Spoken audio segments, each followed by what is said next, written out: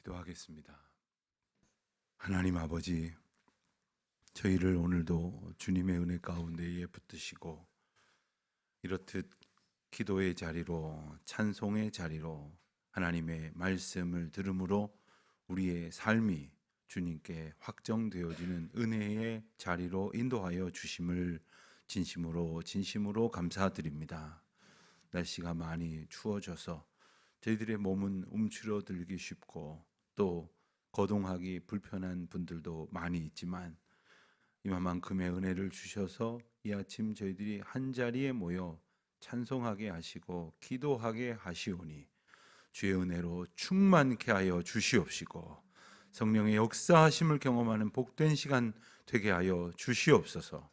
특별히 인터넷을 통하여 저희들이 어디에 있든지 말씀을 함께 나눌 수 있도록 인도하신 것도 참 감사합니다. 그럼에도 주께로 나와 이 시간과 이 장소를 구별하여 기도하기를 힘쓰는 주의 권속들을 주님께서 붙드시고 저희들의 기도가 하나님께로부터 들려지는 말씀으로 새로워지게 하시고 주님께서 허락하시는 은혜로 날로 주께 가까이 다가가는 귀한 마음과 생각을 가진 백성 되게 하여 주시기를 기도드립니다.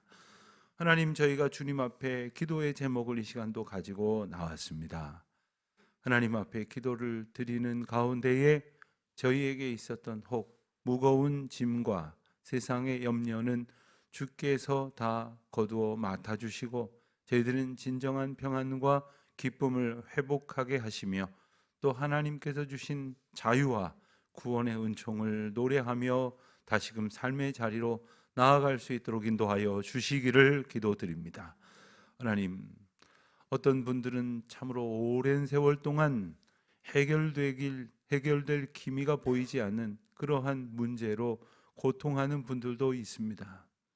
주님, 간절히 바라옵기는 저희를 힘들게 하고 저희가 견디기 어려운 문제들이 해결되기를 바랍니다마는 그것이 저희 가운데 있어야 할 것이라면 저희로 하여금 그러한 모든 어려움과 문제적 상황을 이겨낼 수 있는 성령의 함께 하심으로 허락하시는 놀라운 권능이 있게 하여 주시기를 기도드립니다. 주님께서 상황을 통하여 저희를 변화시키시되 주께서 넉넉히 이기게 하심으로 주시는 그 은총을 오늘도 저희들이 받아 누리고 붙들고 나아가게 하여 주시기를 기도드립니다. 하나님, 간절히 바라고 원하옵기는 저희들의 기도가 하나님께는 영광이 되게 하시고 저희 자신과 저희의 삶의 자리에는 선포가 되게 하여 주시옵소서. 기도하는 중에 낙담하는 일이 없게 하시며 기도하는 중에 자기의 고집을 오히려 하나님이 주신 응답이라고 착각하는 일이 없도록 하나님께서 저희의 언행 심사를 온전히 주장하여 주시기를 기도드립니다. 하나님, 특별히 말씀을 통하여 우리의 죄악을 보게 하십니다. 또 심판받아 마땅한 저희의 형편을 깨닫게 하십니다. 그러나 동시에 하나님께서는 하나님의 백성들을 구원하시기 위하여 약속하셨고 선포하셨음을 저희들 잊지 말게 하여 주시옵소서.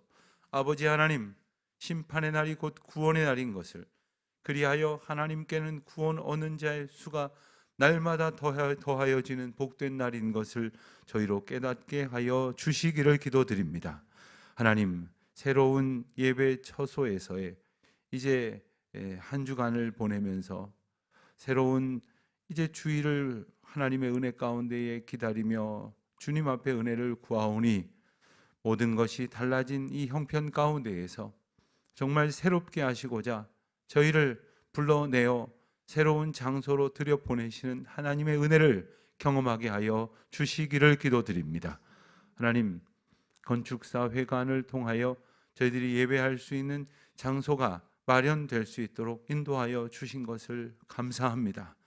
그것이 하나님을 기쁘시게 찬송하는 자리, 말씀이 뜨겁게 선포되는 자리, 그 말씀을 들음으로 죽어가던 영혼이 새롭게 소생되는 놀라운 역사가 풍성하게 넘쳐나는 자리, 주님의 사랑으로 성도가 서로 연합하고 화해하고 교제하며 주의 사랑으로 충만한 귀한 은혜의 자리가 되게 하여 주시기를 기도드립니다. 하나님, 오늘부터 이제 토요일까지는 이 구체적으로 예배가 잘 마련될 수 있도록 여러 가지 실무적인 준비를 해 가게 됩니다. 한 가지 한 가지 세심하게 주님 살펴주시고, 저희들 어리석어서 놓치는 일이 많겠사오나 하나님이 주시는 지혜와 영감과 통찰을 가지고 잘 준비하여 주님 기뻐하실 바른 예배로 온전히 준비되게 하여 주시기를 기도드립니다. 아버지 하나님, 오늘도 저희 성도들의 삶의 자리를 기억하여 주실 줄 믿습니다. 특별히 허락하신 사업과 여러 생업들을 축복하시고, 우리 성도들이 하나님께로부터 받은 사명 앞에 충성을 다하는 중에 같이 일하는 모든 사람들이 하나님의 영광을 보게 하시고, 하나님이 도우시며 함께 하시는 은혜가 가득함을 기뻐하며 찬송할 수 있도록 도와 주시옵소서. 특별히 하나님의 은혜로 이제 일 맡은 자들, 그리고 사명 가진 자들, 주께서 인도하여 그 길을 걷는 모든 자들에게 하나님의 함께 하시는 은혜를 무한히 누리는 귀한 날이 되게 하여 주시옵소서. 어느덧 11월 한 달도 이제 마지막 날을 맞습니다. 이제 올해도 새로운 해를 맞이하기까지 이제 단 한 달만을 남겨두고 있습니다. 하나님, 저희 자신이 주님 앞에 받은 소명을 겸손히 돌아보아 놓치는 일이 없도록, 그리고 방임하는 일이 없도록 충성하는 가운데에 마땅히 응답하는 귀한 남은 날들 되게 하여 주시옵소서. 병중에 있는 교우들, 또 아픔과 고통과 슬픔 중에 있는 교우들, 하나님의 위로와 평강을 필요로 하는 모든 이들, 하나님 어루만져 주시옵시고 주님의 은혜의 말씀이 저들의 삶을 주장하시옵소서. 감사드리오며 이 모든 말씀 우리 주 예수 그리스도의 이름으로 기도드립니다. 아멘. 스바냐 3장 9절로 20절까지 말씀을 보겠습니다. 스바냐 3장 9절로 20절까지 말씀 다 같이 한 목소리로 봉독하겠습니다. 그때에 내가 여러 백성의 입술을 깨끗하게 하여 그들이 다 여호와의 이름을 부르며 한 가지로 나를 섬기게 하리니, 내게 구하는 백성들 곧 내가 흩은 자의 딸이 부스강 건너편에서부터 예물을 가지고 와서 내게 바칠지라. 그날에 네가 내게 범죄한 모든 행위로 말미암아 수치를 당하지 아니할 것은, 그때에 내가 내 가운데에서 교만하여 자랑하는 자들을 제거하여 내가 나의 성산에서 다시는 교만하지 않게 할 것임이라. 내가 곤고하고 가난한 백성을 내 가운데에 남겨두리니 그들이 여호와의 이름을 의탁하여 보호를 받을지라. 이스라엘의 남은 자는 악을 행하지 아니하며 거짓을 말하지 아니하며 입에 거짓된 혀가 없으며 먹고 누울지라도 그들을 두렵게 할 자가 없으리라. 시온에 따라 노래할지어다. 이스라엘아 기쁘게 부를지어다. 예루살렘 따라 전심으로 기뻐하며 즐거워할지어다. 여호와가 내 형벌을 제거하였고 내 원수들이 쫓아냈으며 이스라엘 왕 여호와가 내 가운데 계시니 내가 다시는 화를 당할까 두려워하지 아니할 것이라.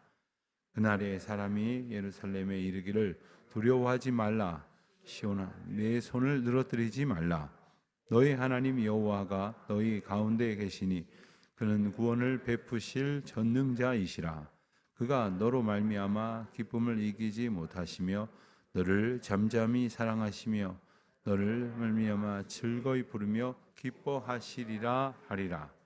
내가 절기로 말미암아 근심하는 자들을 모으리니 그들은 내게 속한 자라. 그들에게 지워진 짐이 치욕이 되었느니라. 그때에 내가 너를 괴롭게 하는 자를 다 벌하고 저는 자를 구원하며 쫓겨낸 자를 모으며 온 세상에서 수욕받는 자에게 칭찬과 명성을 얻게 하리라. 내가 그때에 너희를 이끌고 그때에 너희를 모을지라. 내가 너희 목전에서 너희의 사로잡힘을 돌이킬 때에 너희에게 천하 만민 가운데에서 명성과 칭찬을 얻게 하리라. 여호와의 말이니라. 아멘. 스바냐서를 읽으면서 지금까지의 말씀을 한마디로 정리를 한다면 여호와께서 심판하신다. 여호와께서 심판을 예고하셨고 약속하셨다. 이렇게 말할 수가 있겠습니다. 그런데 우리가 늘 기억하고 있는 하나님의 원리는, 하나님의 통치의 원리는 심판은 곧 구원이다. 심판에서 구원을 얻게 하시는 은혜를 베푸신다라는 것입니다. 자주 말씀드리는 표현입니다만은 심판을 받으면, 예컨대 시험을 치르면 합격, 불합격이 있듯이 심판을 통해서 멸망하는 자가 있고 구원을 얻는 자가 있게 하시겠다. 그래서 하나님께서는 그 멸망하게 될 자들에 대한 엄중한 심판의 경고를 하신 후에 오늘 말씀에서는 구원의 은혜를 약속하십니다. 하나님께서 이 구원의 은혜를 약속하신 것은 하나님의 뜻대로 사는 자, 그리고 하나님의 말씀과 인도하심을 붙들고 하나님 곁에 남아있는 자, 이것을 신학적인 용어로는 남겨진 자다라고 말할 수 있습니다. 사실 우리가 남아있겠다라고 해서 남아있어지는 것이 또한 아니지 않습니까? 우리가 하나님의 은혜를 힘입어서 하나님께서 남겨두신 은혜를 우리에게 주심으로 그것이 우리에게 주신 은혜요 구원의 약속인 줄 알고 소망 가운데 주님의 명령을 준행한 자들에게 이 구원의 은혜를 베푸신다. 9절을 보니까 내가 여러 백성의 입술을 깨끗하게 하여, 여기서 입술을 깨끗하게 하여라는 이 말 속에는 깨끗하게 바꾸겠다는 말씀이 나오는데, 말씀인 의미인데 이 바꾸겠다는 말씀이 아주 강한 의지가 담겨져 있습니다. 그냥 이렇게 될 거다, 이랬는데 저렇게 된다, 이게 아니라 하나님께서 입술을 바꾸신다는 거예요. 여러분, 사실 우리의 구원에 어떤 그 시작점이 있다고 한다면 말이 바뀌는 거예요. 사람이 보면 말이 달라지고 그리고 행동이 달라지고 그리고 그의 삶의 전 영역이 온전히 변화되어지는 것을 보게 됩니다. 거꾸로 사람이 잘못되는 것도 말로부터 시작이 돼요. 그래서 어떤 사람이 안 하던 말을 하거나 갑자기 너무 비관하는 말을 하거나 하면 그의 마음은 이미 그 마음 말로 인해서 그 마음이 어떻게 됐는지를 우리가 짐작할 수 있게 될 것입니다. 그들이 여호와의 이름을 부르며 한 가지로 나를 섬기게 하리니, 여호와의 이름을 부르는 입술로 바꾸시겠다는 겁니다. 우리가 때로는 탄식하고 불평하고 원망하고 헛된 것들을 구하고 찾고 이런 소리만 하던 입술에서 주님께서 우리 입술을 깨끗하게 하시겠다. 또 10절 말씀을 보니까 내게 구하는 백성들 곧 내가 흩은 자의 딸이, 그러니까 하나님께로 은혜를 구하는 자들, 하나님께서 흩어버리셔서 심판하시고 징계하셨지만 그러한 사람들이 주님 앞으로 나아올 것인데, 구스 강 건너편에서부터, 구스는 애굽 남쪽에 오늘날의 지명으로 에디오피아를 말합니다. 사실 히브리적 관점 가운데 있어서 구스 땅 정도 되면 그건 땅 끝인 겁니다. 그냥 그들이 생각할 수 있는 사고의 수준에서 가장 먼 곳을 의미합니다. 그 먼 곳까지 도망가서 피할 수밖에 없었던 자들이, 그리고 흩은 자의 딸이라고 하는 건 모든 이방인들의 백성들까지도 다 하나님 앞에 예물을 들고 나와서 주님의 은혜를 구할 것이다 라는 말씀입니다. 땅 끝까지 이를 것이다 라는 말씀은 곧 하나님께서 땅 끝까지 복음을 전파하시겠다는 그 예수님의 약속을 이룬 것이라고 볼 수 있고, 또한 그것은 땅 끝까지 이른 모든 사람들이 한데 모여서 성령을 받는 오순절 성령 강림 사건과 복음이 구체적으로 땅 끝까지 전파되어지는 세계 선교를 통해서 성취되고 있다는 것을 우리가 알 수 있게 됩니다. 11절을 보면 그날에 내가 내게 범죄한 모든 행위로 말미암아 수치를 당하지 아니할 것은, 우리는 하나님께로 범죄한 것 때문에 수치를 당해야 합니다. 마땅히 그렇습니다. 그러나 하나님께서 다시 예루살렘을 부르십니다. 그래서 너라고, 내게라고 또 다시 이제 하나님과 예루살렘을 독대하고 있는 것처럼 표현하고 말씀을 하십니다. 수치를 당하지 아니할 것은 그 가운데에서 교만하며 자랑하는 자들을 제거하여 다시는 나의 성산에서 교만하지 않게 할 것이기 때문이다라는 말씀입니다. 하나님께서 우리가 좋아져서가 아니라 하나님께서 우리를 바꾸실 것이기 때문입니다. 저는 우리가 하나님께서 우리를 바꾸시는 은혜를 얻어서 저와 여러분이 우리가 생각하던 수준에서의 삶을 사는 것이 아니라 하나님께서 기뻐하셔서 인도하실 삶의 수준으로 변화되어지는, 그렇게 거룩하여지고 온전하여지는 은혜가 충만하시기를 정말 주님의 이름으로 축원드립니다. 12절을 보면 내가 곤고하고 가난한 백성을 내 가운데에 남겨두리니, 여기서 곤고하고 가난한 백성은 바로 마음이, 심령이 곤고하고 가난하다라는 말씀을 의미합니다. 여러분, 우리가 마음이 가난해질 때 정말 무엇이라도 붙들으려고 하지만 그 붙들고자 하였던 그 지푸라기 같은 것들이 정말 아무 쓸모 없다는 것을 알면서 궁극적으로는 하나님을 바라고 하나님을 의지하게 됩니다. 그것이 하나님의 은혜입니다. 그러니까 붙들 게 많다는 것은 사실 하나님만을 붙들게 되는 은혜를 얻기 힘들다는 거예요. 그러니까 이 붙들 게 다 없어지면서까지라도 하나님을 붙들 수 있다면 은혜이고, 또한 이 모든 것들이 내게 주어진 상태에서도 하나님을 붙들 수 있다면 그 모든 것들은 나를 붙들어 주시는 하나님의 뜻 가운데에서 사용하고 나누는 그러한 모습이 될 것입니다. 우리 교회 이제 이전을 하면서 지금 이제 서운로 예배당을 혹시 지나다가 보시면 황당하실 정도로 이제 그 건물 자체가 이제 급격히 황폐화 되어져 가는 것을 느끼시는데, 어제는 가서 보니까 창이 뜯겨져 있어요. 그래서 너무 놀래가지고 무슨 일인가 가서 봤더니 저희 교회에 저 인천 강화도에 있는 어느 교회가 좀 버리는 거 있으면 저희가 쓸 수 있는 것이 있는지 좀 찾아보고 좀 가져가도 되겠습니까? 그래서 저희가 우리가 버릴 정도면 뭘 쓸모가 있으시겠습니까? 오셔서 보시고 필요한 거 가져가십시오 했는데, 여러 가지 이제 저희들이 두고 온 것, 가져오지 못할 만한 것들을 이렇게 좀 말씀하고 가져가시면서 창을 가져가겠다는 거예요. 그래서 한편으로는 좀 황당하게도 했지만 참 안쓰러운 마음이 드는 거예요.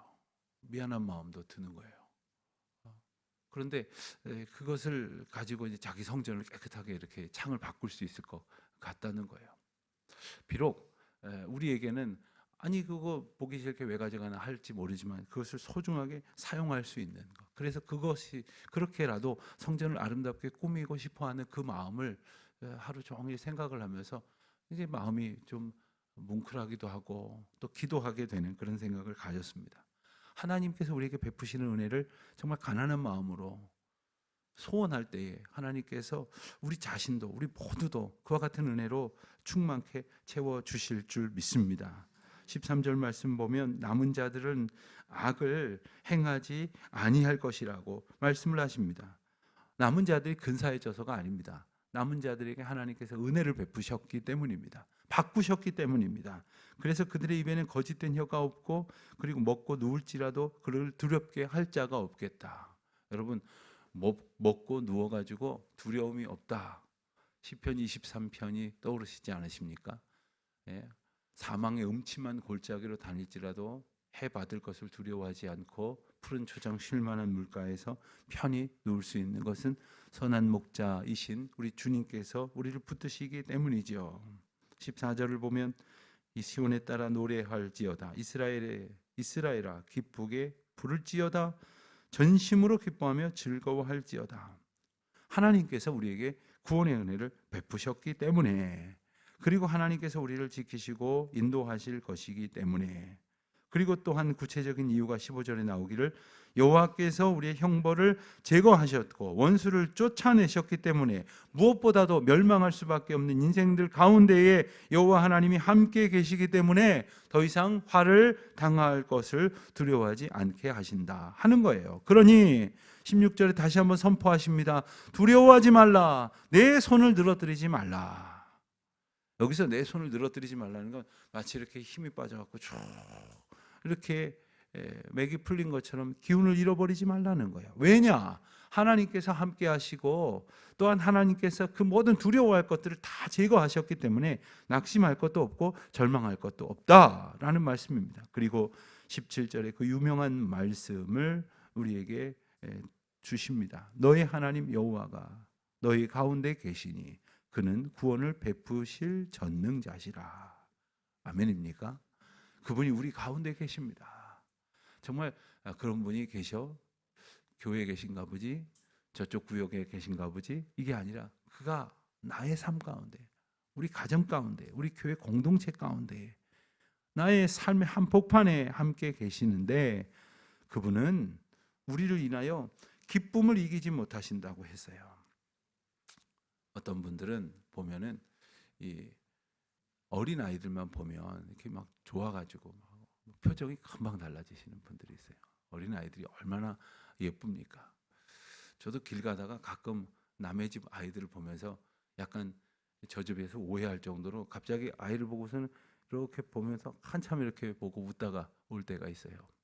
하나님께서 우리를 이렇게 보시는데 그 기쁨을 이기지 못하신다는 거예요. 감출래야 감출 수도 없고 숨길래야 숨길 수 없는 그 정도의 기쁨을, 여러분들 표정을 보니까 뭐 나를 그렇게 기뻐하신다고 뭐 이렇게 생각을 하시는지 모르겠는데 하나님께서 우리를 그렇게 사랑하시고 기뻐하시는데 이 점증적으로 이게 확대가 돼요. 점층법을 사용해서 기쁨을 이기지 못하시던 주님은 정말 잠잠히, 이 잠잠이라고 하는 것은 꾹꾹 눌러가며 이렇게 사랑하신다는 그런 뜻이에요. 넘치듯이 큰 사랑을, 그러다가 그 즐거움을 기꺼이 부르시면서 기뻐하신다고 말씀을 하십니다. 하나님께서 그렇게 우리를 즐거워하시고 기뻐하신다는 약속, 우리가 그렇게 소중한 존재라는 약속, 이 찬양, 이 가사를 가지고 17절 말씀을 가지고 우리가 잘 부르는 찬양도 있지 않습니까?